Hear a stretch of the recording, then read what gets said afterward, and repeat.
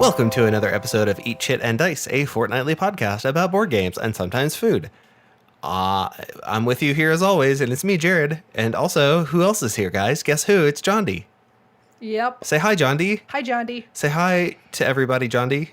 Say hi to everybody, John D. Close enough.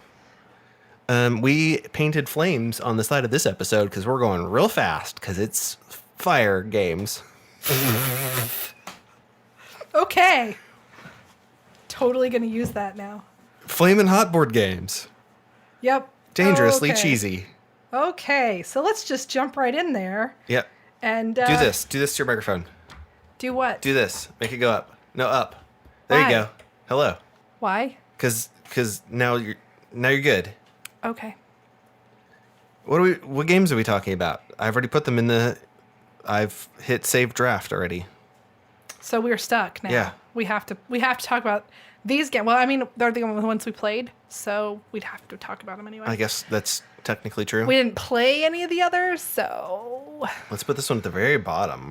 That's a secret sneaky surprise. yep. Okay, so let's just jump right in there. Yeah. And we played Hotshots. Hotshots from Fireside Games for 1 to 4 players. That game's really hard. Yes. So It's not for 1 players. apparently, Jared and Kat cheated because Well- they played 2 games and they won one and lost one. The one that they won, they had cheated because they misunderstood how many. You can't prove that. Kat told me it was true. But I believe what you guys had read wrong how many. To be fair, I didn't read the scorched. rules at all. Okay, so she misunderstood how many scorched tiles you could get before the game was over. So technically, your game would have ended and you wouldn't have won. Well, I don't even have the other one saved. So who knows what we played and what we didn't play? It's a mystery. It is. So I liked the game pretty well. It was really easy to learn, and I don't think I actually even taught you how to play. I think we just said, okay, we're going to go first, and then you'll see how to play this for as the we most go. part, I mean, Kat kind of explained a little bit, but it was really easy to learn. So it's not like you needed to go through all the directions with me. It's a press your luck dice game, Yes, which I like dice games. cooperative. And I don't love cooperative games, but a lot of times with cooperative games, if there are elements of the game that I like, then it can override the fact that I don't love cooperative games. I'm not somebody that hates them. I'm just... Cool components. Yeah, the components, the little... Is that the one that had like the little plastic fires? Yes. Yeah, that was pretty cool. And then the board game tiles are all hexes. Are they randomly laid out? Yeah, there's layouts. There's layout templates that you can use, but within the template, it's random. So basically, here's how the game works. You move your crew member to a space. You roll the dice. You can press your luck. As long as you have 1 die each roll that matches what the tile needs, you can continue going. If you, I guess, bust, I don't remember what there's a blowback or I don't know, some kind of fire theme Yeah, joke. I don't remember what it... Yeah. Well, anyway, if you blow your roll, a bad thing happens and you've made it worse. And then at the end of your turn, you flip over a card and it does a bad thing. Yep. The least bad thing that happens is just the wind changes. Yeah. But then that can make really bad things happen in the next turn. It can indeed. If you've done your job super well, you get rewarded. And if you just only kind of do it okay, at the very least, you can put out some of the fire. Well, I think at the very least you get a fire break token. Right. Because if you match 3, you get the fire break. If you match 4, then you actually put out some of the fire. Right. And you can match up to 6 of the dice. And if you do all 6, you get a bunch of cool stuff. It's You really put out hard to match a the bunch of 6, fire. obviously. Oh, yeah. I think we did it once or twice. No, in like the game almost we every played. turn that I was playing. No, Yeah, we got it it like happened once a or lot. twice. It did happen several times. I think for the most part we were matching 4 and 5 Mm-hmm. though. So, like I said, I liked it pretty well. It's not something I think is going to go at the top of my list of games I want to play. I think that for a fire game, it's kind of, for the ones I've played now, it kind of falls into the middle as far as like how much I like the game. But, it's a nice, simple, I think it could be a good family game. Yeah. And Yeah. I think that's what Fireside was aiming for with it, and I think they did a good job with that. So I really like the kind of cool mechanic here All of the characters, there's four player characters, and they have different things that they can do to kind of break the rules. If their tile burns, so it goes away, goes out of the game, you can't use their power anymore.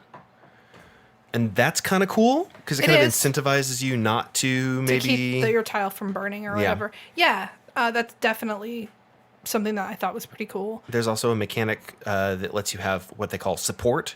So it will negate one blown roll. So if you are on a tile with another player, or you are adjacent to the lake tile. See, I was going to bring that up. I thought it was cool that if you're adjacent to the lake tile, it's considered having support. And I thought that was pretty cool.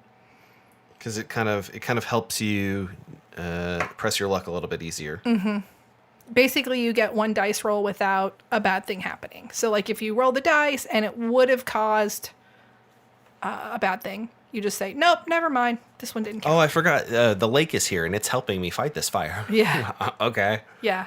So, yeah, it's got a lot of really cool little elements, and it looks really cool on the table. So, you know, as far as family games go, it's a good, decent one. I think I liked it more than you. I think I was a little bit more interested in what was going on. That's fair. Whereas you kind of were like, there doesn't seem to be a challenge here, but it's because we were doing really well. Yeah. I think one thing that we had noted with Hotshots, I like I've basically said, I never felt really invested in it. But Jared says we got really lucky with dice rolls. Mm-hmm. So if I played a second time, I might feel more invested. There are like a few variants, like a less difficult mode and a more difficult mode. And honestly, we were thinking that if you play 2-player, you really should play the less difficult mode. 4 players should probably be playing the more difficult mode, and then 3 players should just play on the normal mode. I think that, at least based on what I've played, and Kat agreed, that probably would make the challenge a little bit more adapted to how many players you have. Sure. I mean, not that I think that there should be some forced false difficulty on the game, but, you know, that's the beauty of board games. You can change the rules if you don't like them. I think that if anybody offered to play this game, I would take them up on it. I really enjoyed it, and I did like how there's a little bit of actual, like, firefighting terminology used. Yeah, I thought that was really cool. In a lot of the mechanics, up to and including the names of the tools, the symbols that are on the dice. So check it out. Should be, I think it's about $30. It's pretty cheap. Yeah, I think that sounds about relatively cheap game. There's I'm looking at the geek market right now on BoardGameGeek.com. You can get it for $10. It's used, obviously, and you have to play shipping. Play shipping is what I said. Play shipping. Mm-hmm. But I think you can probably get this at any store. I think I got mine at Barnes & Noble. Yeah. Cool. Amazon probably I'm sure. has it. I'm sure. And that is Hotshots. Okay, so moving on. We played Flashpoint Fire Rescue. We have talked about this one before because it's one of Jared's favorite games. Yep. Flashpoint, indie boards and cards, 2 to 6 players. Really, you could do it 1 player, but that's I wouldn't do it. It'd be hard. This is another game that's challenging. Co-op.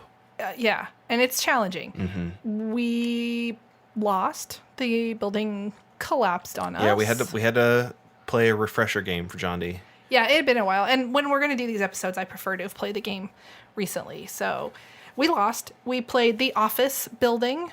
So in order to get people in and out, we had elevators we had to go in, and that was the only door in and out unless you like used a ladder to break through the wall. Mm-hmm. So it definitely was even more challenging than the regular like beginning map.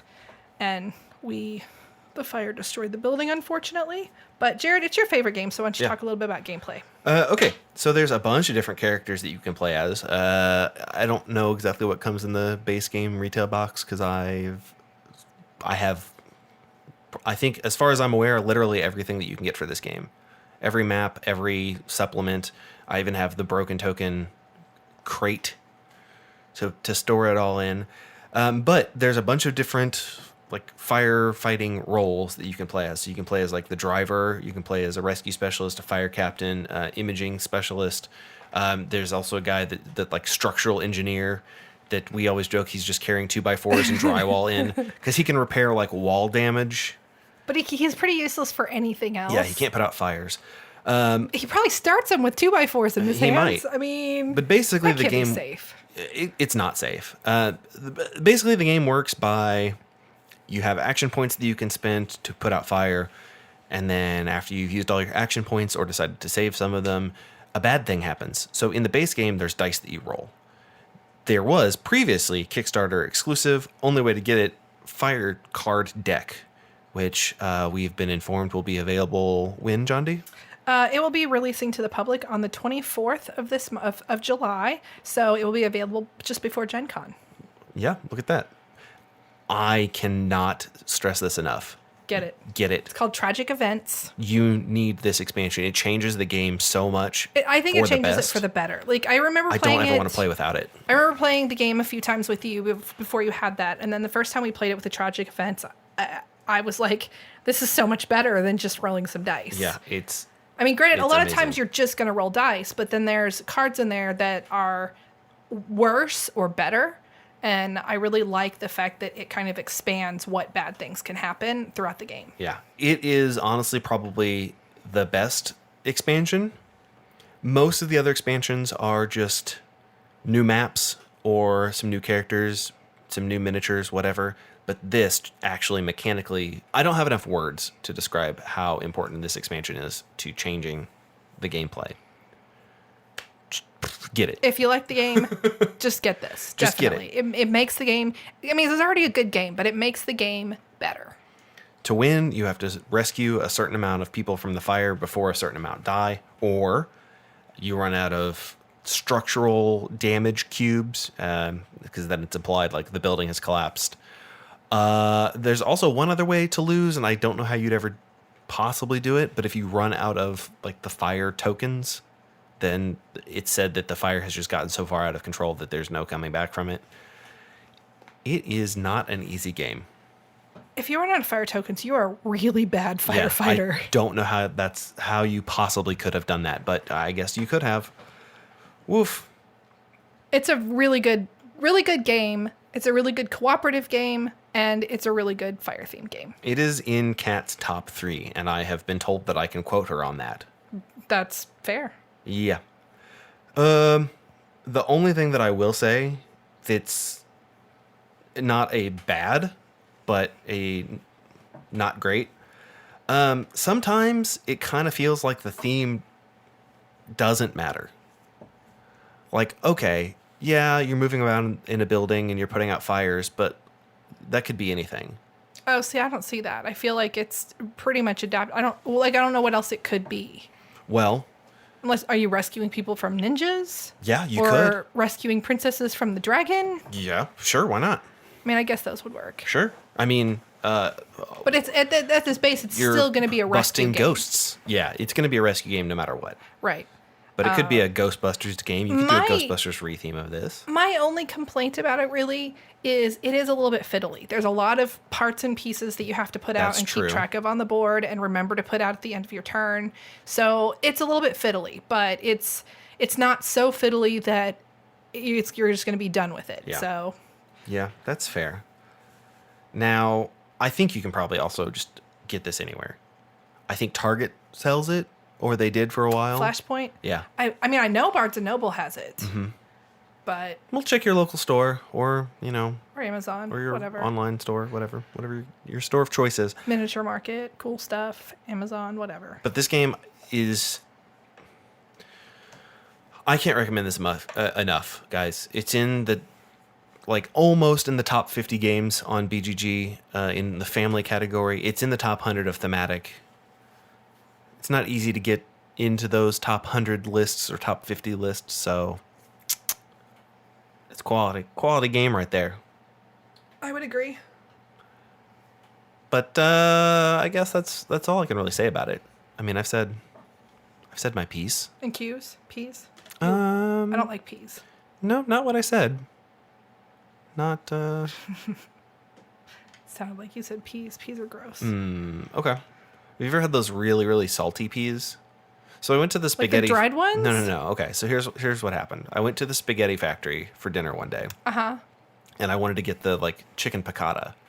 And the girl that was working there, that was our server, I don't know if she had just started or she didn't know anything about food or whatever, but she was like, just to let you know, that comes with like some really salty, gross peas. And I was like, do you mean the capers? And she was like, yeah, I guess so. I just wanted to make sure you knew. And I was like, yeah, God.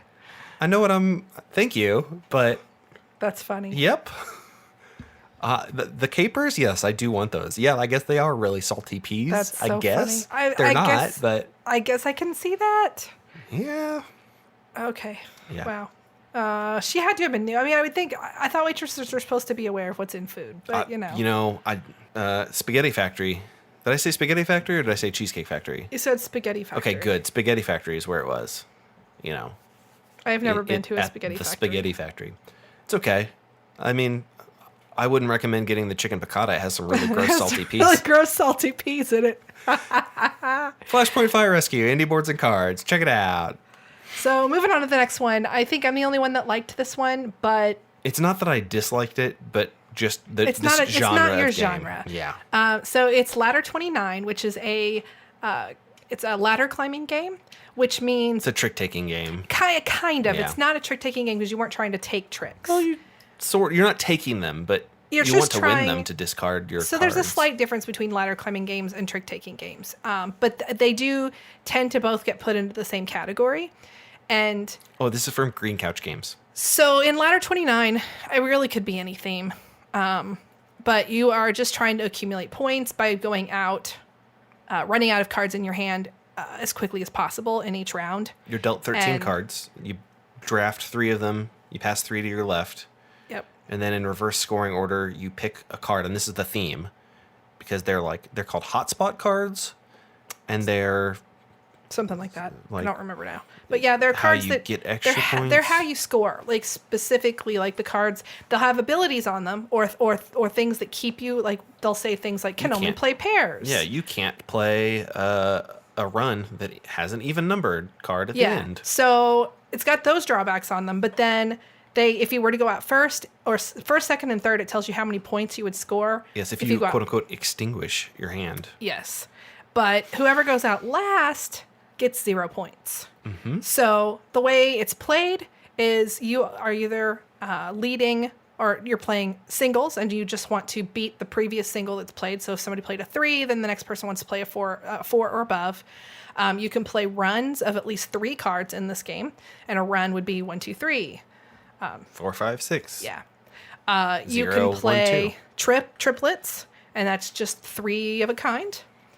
You can play pairs, 2 of a kind, and you can play 4 of a kind, and that beats everything and immediately ends the round. 4 of a kind just, I think it looks like you've put out all the fire, and move on.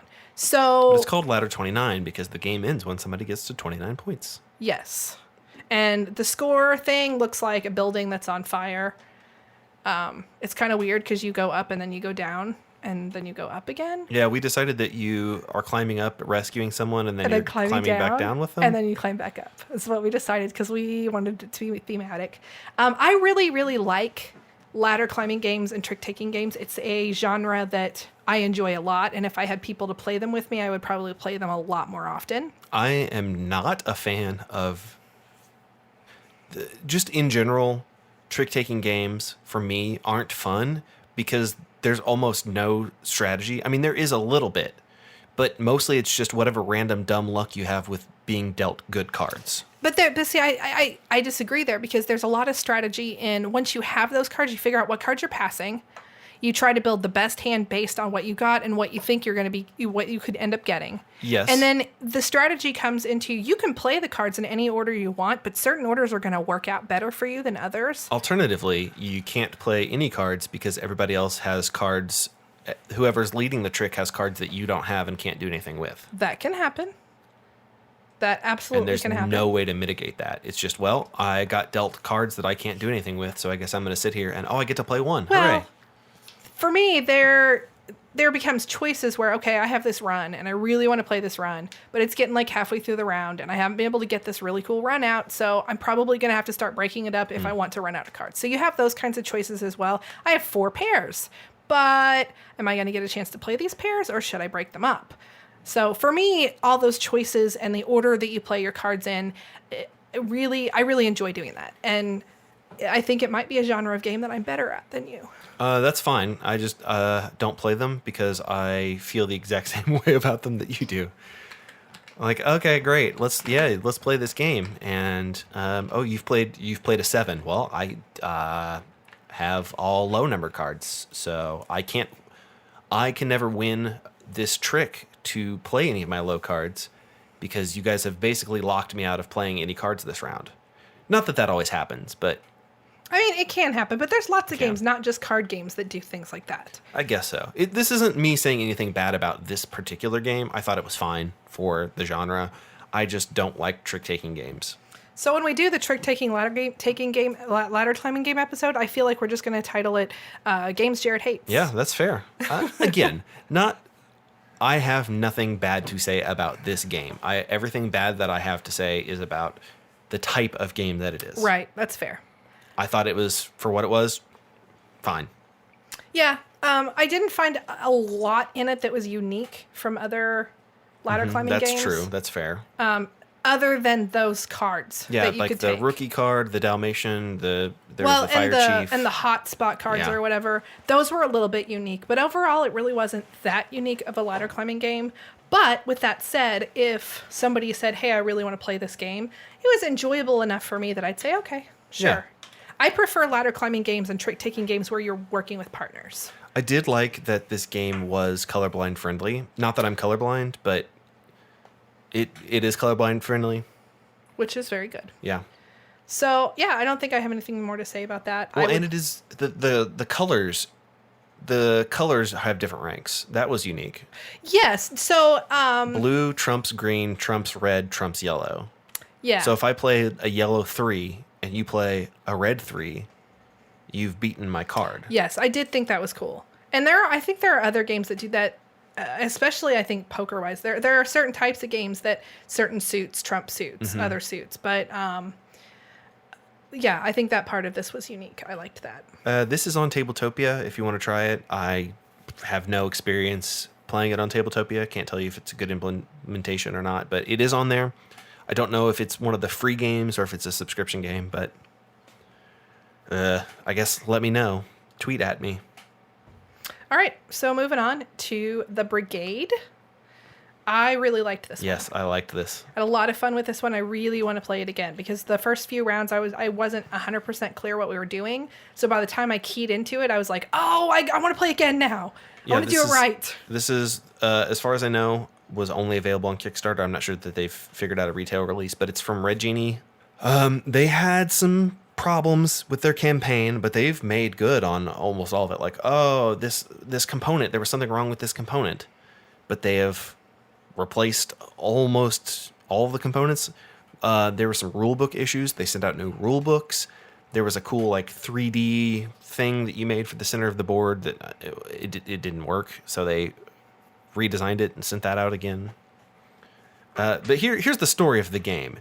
So you're in the city of Tinderbox, which not a great name, but it's caught on fire because you named your city Tinderbox. No, it's because of the Pyromancer University that's in the middle of the town. Guys, don't make a town around a magical castle that's full of dudes that cast fire spells constantly. Yeah, seems That's like a real bad dumb. idea.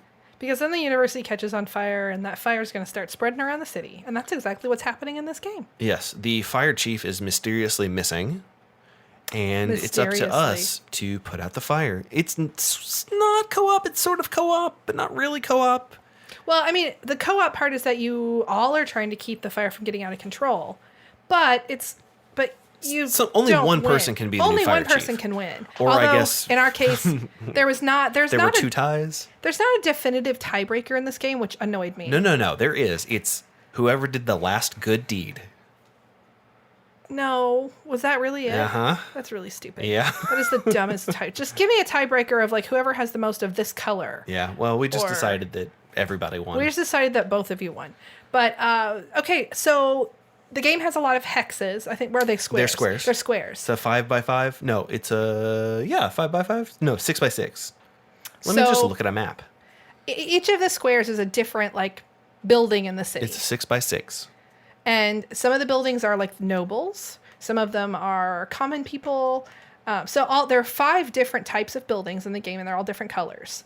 And you are moving around the board trying to gain influence for that type of people in the city. And you do that by putting out fires in their buildings and kind of claiming that one area as your influence. But you can't do that unless the place is on fire, unless the tile you need is on fire to begin with. Or an adjacent one. Or, yeah. So it's kind of tricky to get that influence if there's not fires in the area that you need it to be. And the other thing I really like about this one is you have a fire wagon or a water wagon. Yes, a magical water wagon. And then you also have your dude that's your brigade.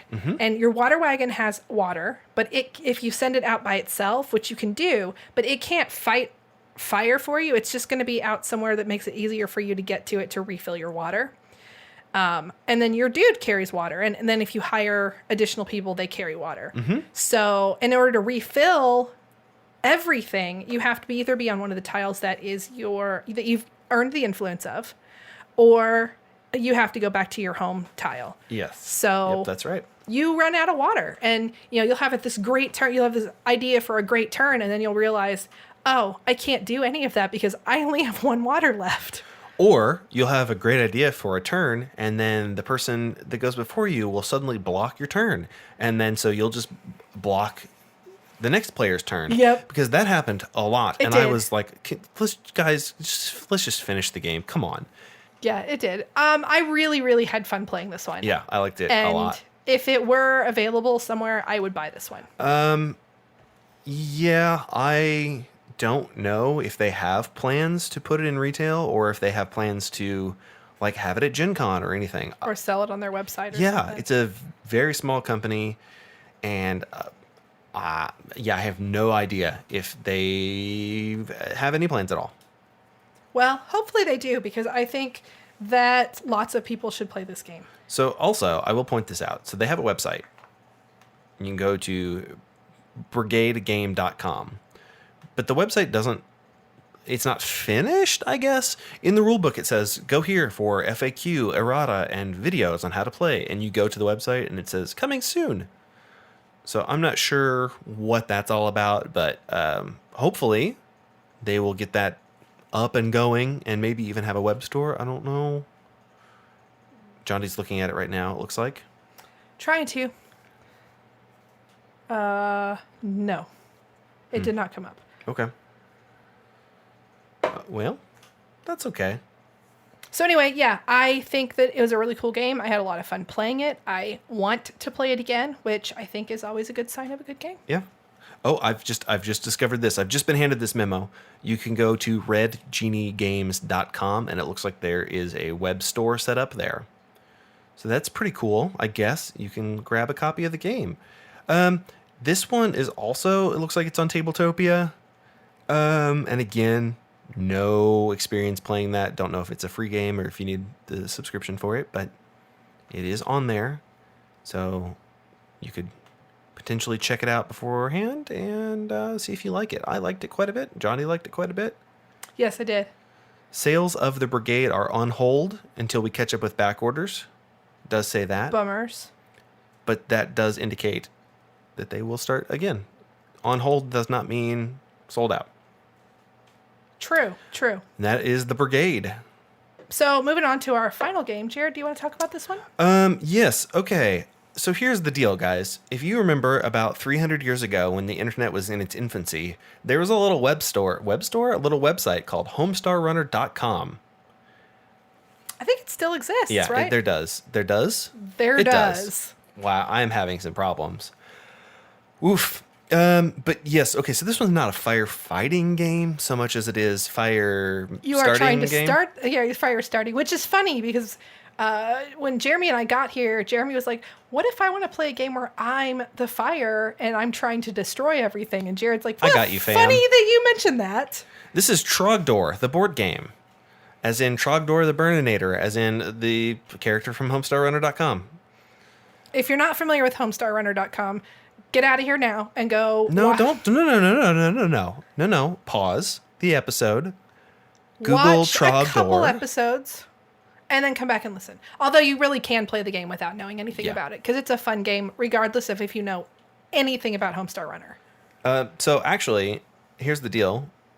Yes, that's true. But it's way more interesting if you know what's going on because there's not an app, but on their web store. Jeez, guys, I am having some problems right now. On their website. App. Is it an app or is it their website? No, it's just the website. Okay.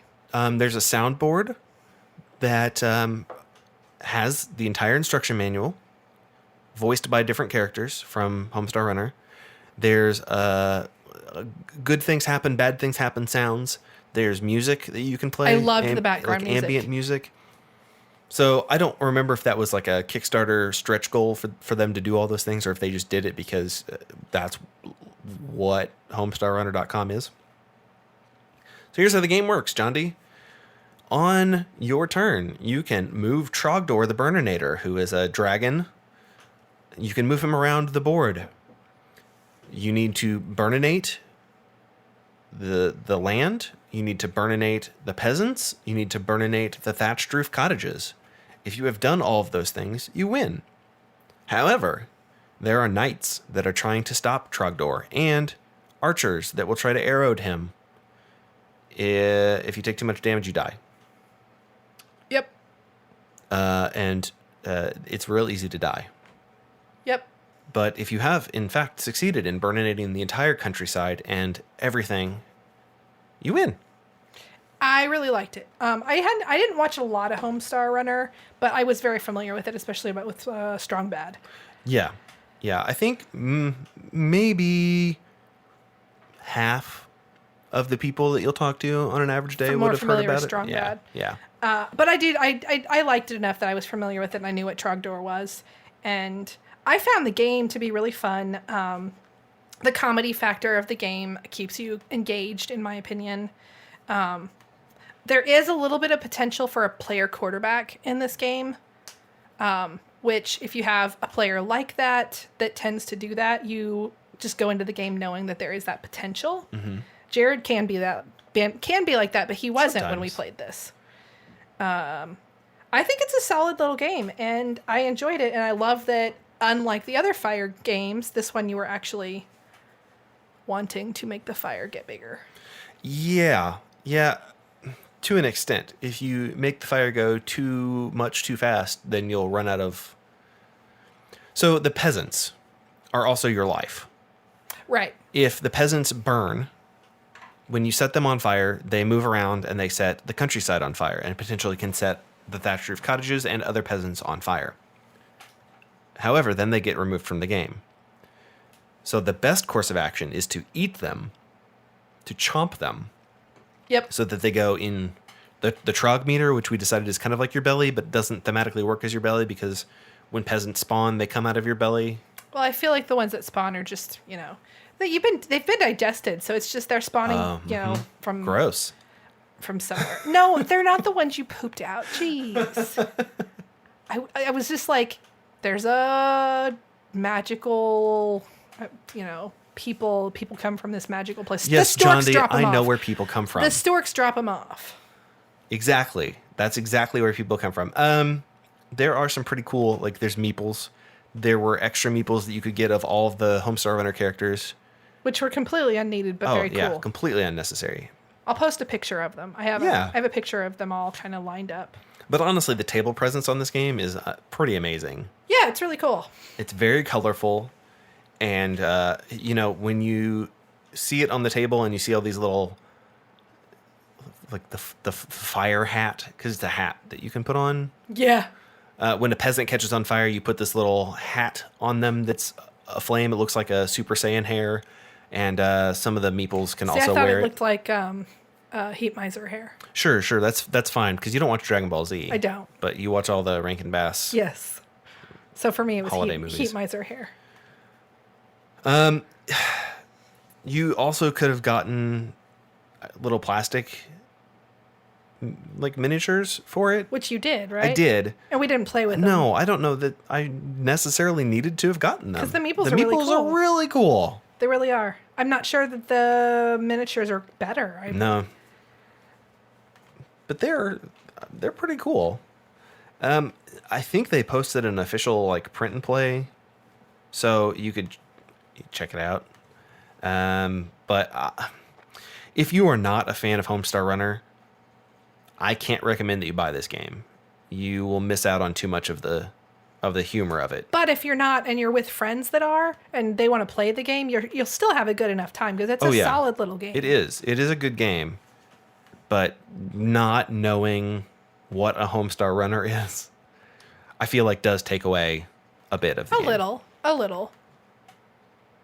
But, if you don't know a lot about it, you just kind of are focusing on the fact that, okay, you're like this dragon man guy. You're a dragon with a big beefy arm sticking right out of the middle of the back. And you're trying to burn things down and avoid the knights and the archers, and you want to eat people. I mean, pretty much, if those are the major things to know about this game if you're not a Homestar Runner fan. Yeah, that's fair. And I think you can probably get this from the Homestar Runner web store. I don't think that they have any reason to put this into retail because it is such a small audience. Homestar Runner Trogdor game. Yeah, it looks like the print and play is on their website. Well, maybe because I believe that the fulfillment just happened. Yeah. So maybe they'll make it available once they're not completely done with fulfillment or something. Yep. Well, hopefully, because I think it is worth getting if you're a Homestar Runner fan. I would agree. But yeah, I can't find any information about it, but I would assume that they will put it on their website. They'll have some left over. But yeah, don't expect to see this in your local store. Yeah, no, that's not going to happen. Okay, well, that's all. That's all we've got for fire. Yep. Do you have any? Woof. Well, okay, so I was thinking we haven't talked about food for a while. Yeah. And I don't like marshmallows. Which is really sad for you. So sad for no. you. So, if you're firefighting, might as well get out the marshmallows and roast the marshmallows over the fire. Or maybe not when buildings burning down might not be a good idea. But, s'mores are really great when there's fire involved. And if you can't make s'mores inside or outside, there's some really cool, indoor s'mores recipes out there. There's some really dumb, s'mores makers that you can get for at home, but those are real dumb. Don't buy a s'mores maker. Seriously. You can melt marshmallows without the use of a s'mores maker, as well as melting chocolate. My husband and I have made s'mores in the microwave, and maybe they're not as good as they are on a fire, but they're still melted chocolate and marshmallows on a graham cracker. Okay. And there's also a dip that you can make with the marshmallows and the chocolate. And I think there's one other thing in that. But then you just dip graham crackers in it. So anyway, I just kind of thought about s'mores when we were talking about fire games. I never think about s'mores. Well, that's because you're wrong. Well, agree to disagree. Right? Sure. So moving on to Kickstarter. Yeah, you have a Kickstarter that you're super excited about? I do. I thought that this was coming out at Gen Con, but I am probably mistaken since it's on Kickstarter right now. But it's the Copenhagen Roll and Write from Queen Games. Mm-hmm.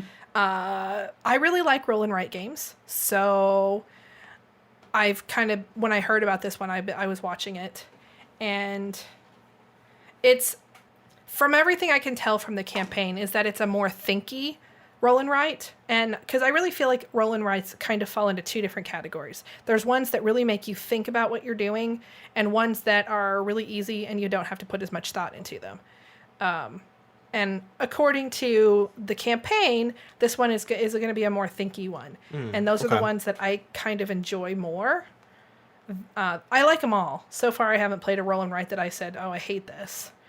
but I like the Copenhagen art. I think it's really pretty. It's cartoonish, but it also, I don't know. I think it's pretty, and I have not played the Copenhagen game. I've only demoed it, and I liked it all right. But I think that I will really like the roll and write. So Okay.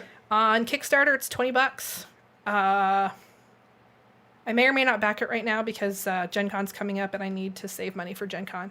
But definitely worth checking out, especially if you like roll and writes. Okay. Well, I've got a city building game called Complexity. I believe we've played some big kid games recently. Yep. So. And I've played some games by one of the designers of this game recently as well. By Sen. Sen? Mm-hmm. He's a nice guy. Yeah, he is. Yeah. So this one is, well, gosh, there's a lot going on here. It's a tile placement game, first and foremost. For 1 to 4 players, you have neighborhood blocks that you're placing. There's some kind of space theme here, but it honestly is not. It's just an art.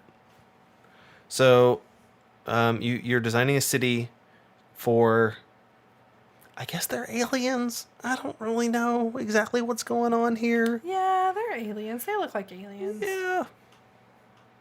But you have to keep in mind with any city building game that where you place tiles in relation to other tiles may in fact matter.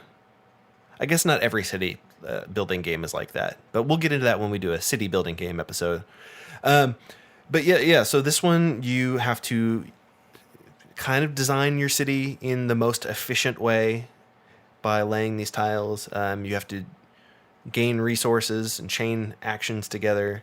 Because you're trying to construct complexes. Yes, because that's why it's called complex Yes. city. So you want to place tiles in a way that will get you the complex minis that you need. Yes. And action tokens, because you need action tokens to do things. Now, this kind of reminds me of a game we played somewhat recently in terms of the tile placement, New Haven. Ah, yes. Because where you place your blocks here, you chain off of stuff that's already there. That is very New Haven. So if you like New Haven but wish that it was in space about aliens, I guess. I mean, there's definitely differences in this. I mean, this is yes. This is 100% a different game, but It's it does have absolutely. that mechanic that New Haven has. Yeah, and I like that. I like that it matters how you grow the city. Like, you can't just mindlessly be like, all right, I'm going to put this here because that's the place that I want to put it. It's very strategic about how you do that. Yeah. The rule book is available on the Kickstarter, so you can look through that. It has a game trays insert, so you don't have to worry about throwing away your insert. Yep. It's got some cool resource tokens that I think are Kickstarter exclusive. I'm not sure. I know that they're not doing like any stretch goals on this. So whatever cardboard you would get from the Kickstarter, you would get from the retail. But I think there's some cards that are exclusive, and if you scroll down, it says Kickstarter limited deluxe tokens, that I guess are Kickstarter only, and you just get cardboard ones in the regular game. Maybe. I really like the minis, though. They're Yeah, cool. they are pretty cool. There's one that's hard plastic, one that's squishy plastic, one that's acrylic, and then like a cube with some, I guess, circuit board designs. And you can also get a 5 to 6 player expansion. Hooray! Yep. So it looks fun. I'm actually really surprised it hasn't funded yet. Yeah, but I think it'll get there. Yeah, I mean, it's got like 13 days to go at the time that we're recording this, so it's like almost halfway there. So I think it'll make it. Yeah. And you can help make it. Yes, that's, I guess, true. If you want to. But you don't have to. Because, I mean, it doesn't matter to me. Unless it's one backer away from funding, in which case, you jerk. Yeah. Why didn't you back it? I'm watching it. I have it. I have it saved. That's fair. I'll probably end up getting this game because it looks like a game that I would like. It's from a designer that has made some cool games that I like. The art is pretty cool. And these components look pretty fancy. Although this does say concept, final design may vary. So They'll probably still look pretty cool, though. yeah. Well, we have a link to both of those, or you can just search them yourself. Okay. Great. Yep. So we've talked about fire games. Wow, this is and- really falling apart here at the end, hasn't it? Well, we've talked about fire games. This was the third and final episode in a little bit kind of a rescue series where we started out with cops and robbers, and then we did doctors and medical stuff, and finishing up with fire themed games, fire rescue and fire burninating games. Yeah. So I hope you've enjoyed these 3 little series episodes. And John D and I will be at Gen Con. If you see us, yell at us. I can't promise that I won't have goodies, but I won't have any goodies or anything to give you.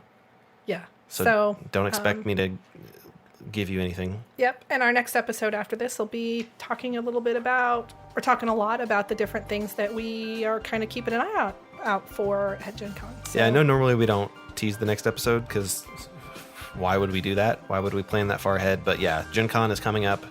Yeah, it'll actually go up the day before. It'll go up the I'll Wednesday. already be there. You'll already be there. I'm driving up there that day. So, whoops. So anyway, until next time. Until next time, Johnny, you can Eat, chit, and dice. Oh, okay, bye. I thought we were both going to say it. Well, we didn't do it, did we? Whatever.